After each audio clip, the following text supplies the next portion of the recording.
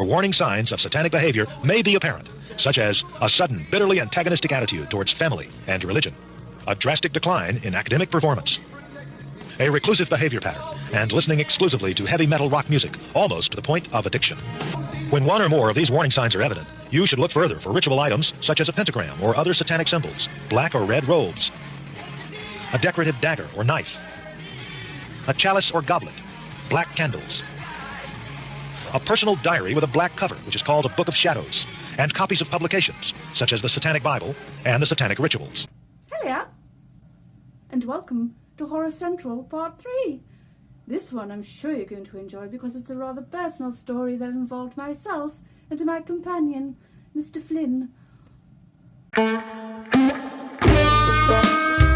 We decided to go out on a jaunt, a little drive somewhere in the Lake District, and we headed towards Ambleside. We were going up the Kirkstone Pass, and we came to an inn. A beautiful inn it was, that served delicious meals and quality drinks. It's closed down now, but I do so hope it reopens again. Anyway, back to the story. Our little car was having trouble getting up that struggling pass, and it was spluttering all the way, so we had to stop and have some refreshments ourselves. At the inn, the very kind proprietor had told us all these wonderful stories about the place and how it came to be. Anyway, we asked if there were any rooms, and he said all of our rooms are available. So we stayed for the night. We opted to frequent room 3, hence it being my favourite number. So Errol and I went up into our room and unpacked our small amount of belongings that we had. We went back downstairs for a rather pleasant bye and some more liquid refreshments. When it came to our time to retire for the evening, we noted that there was no entertainment in our room, and after questioning this with our proprietor, he informed us that there was no signal at such a height of the inn, and therefore there was only video recordings for our VCR and our television. These weren't up to standard, though.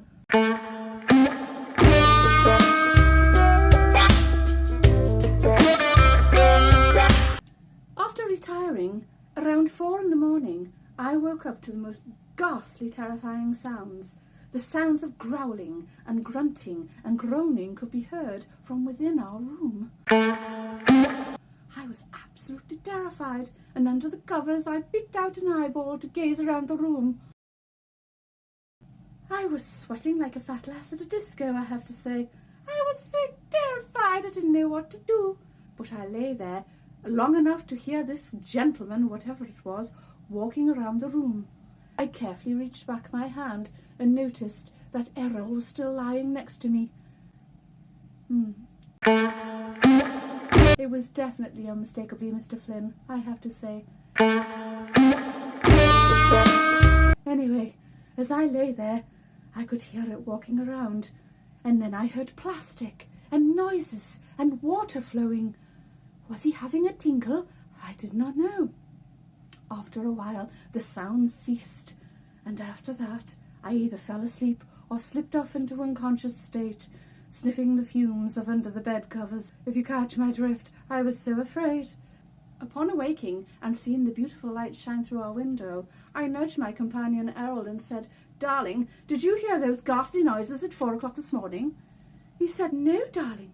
What was it?" I said there was somebody in our room, growling and grunting. He said, "It wasn't me, dear." I said, "I know that. I was lying next to you.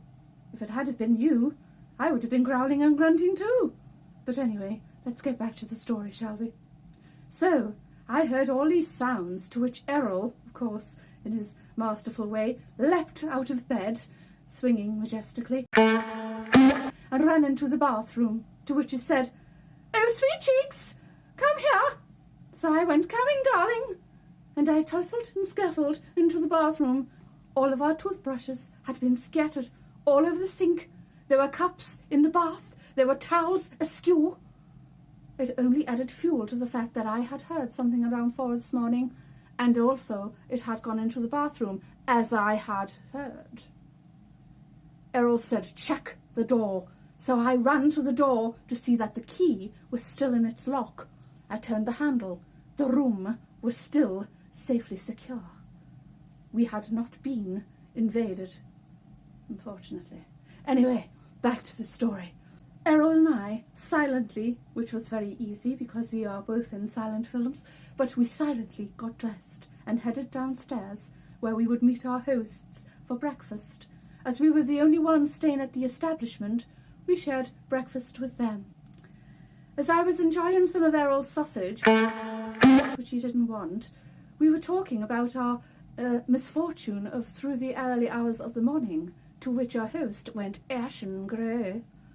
He held aloft his book, his guest book, and as I thumbed through the pages and noted room 3 where we once stayed, it was apparent that I was not the only one to witness such a thing. I held aloft the book to my good companion Errol, who read it aloud and said, I'd like it better from straight bourbon. However, since we can't have either, let's sit down and go back to Turkish women and imagination. Darling, we must make a film of this. I said we must. I ran off into the foyer, where I sent a telegram to my good friend Fatty. However, he was indisposed. Had a bit of a faux pas with Virginia and a Coke bottle, I believe.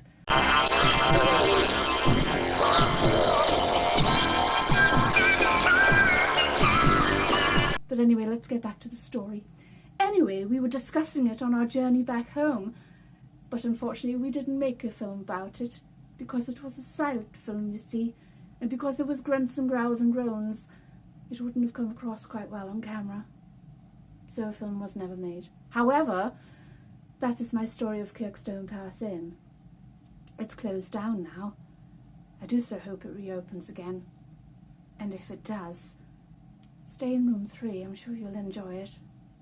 It's the most spiffing room to stay in. Anyway, here is a wonderful ghost story. This one is in a hotel room. Not this one! But this one in America. Enjoy.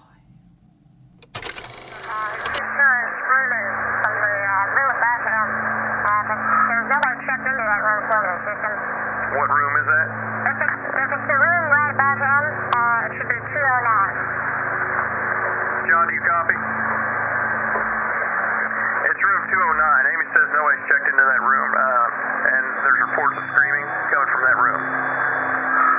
Amy, he's on his way down there right now.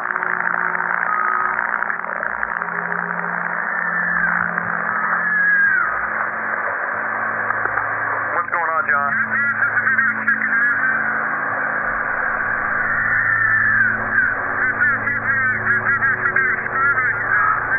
Checked into that room. There should be nobody in there. Wait 1 second, John. Amy, are you there? Yeah, John says he hears the screaming coming from that room. And I hear it too. But we're sure that no one's checked into that room. Correct? John, just wait. We're going to get a hold of the police. So, I would wait for the police, John.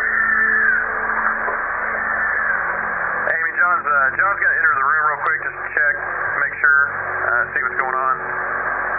Wait 1.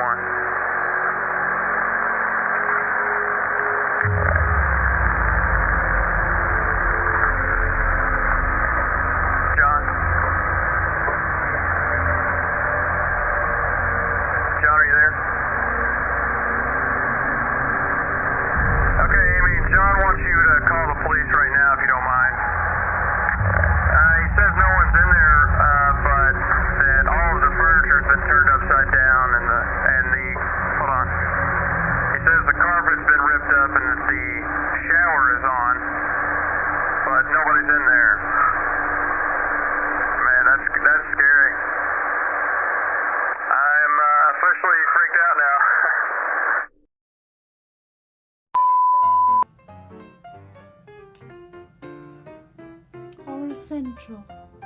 Is it Horror Central? I can't remember. We'll just dub that in. Hello! Shit. The first fucking hurdle. Hello! And welcome to another edition of Horror Central. Yes, have I got stories for you this week? And it's an old story took place in 1901. Or should I say 20,001?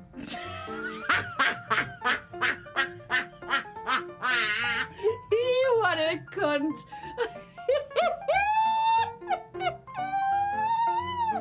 What a dildo. No, it didn't. Fuck!